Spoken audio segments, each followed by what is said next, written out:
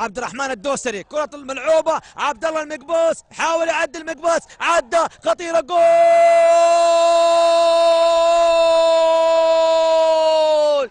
المقبوس المقبوس المقبوس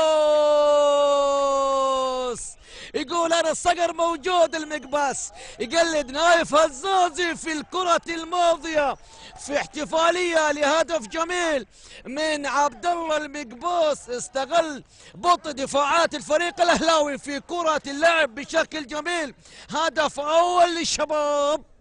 الشباب 1 الاهلي لا شيء في شوط ثاني مثير من خلال كرة المقباس.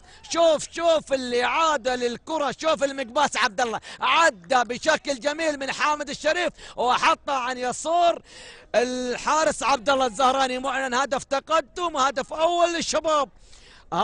شوف الهدف الجميل، شوف الإعادة للكرة، الهدف الوحيد في المباراة. عبد الله المقباس لاعب، عبد الله المقباس حطها في الزاوية الصعبة. شوف عبد الله وفرحة الهدف. شوف الفرحة لعبد الله المقباس. شوف الكرة، شوف هو يقلد الكابتن نايف هزازي نجم الفريق الأول الشمتوس والاستاذ جاسر الدوسري وجميع الزملاء بقنوات السعودية الرياضية قنوات الوطن الذين يقدمون عملا جبارا وعملا كبير. كرة ملعوبة في الطرف اليمين، يحصلها البيشي عبد العزيز،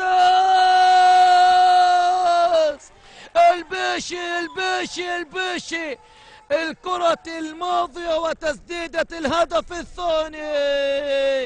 الشباب يظهر للمرة الثانية في شباك عبد الله الزهراني كهدف ثاني. 2 الشباب لا شيء الاهلي.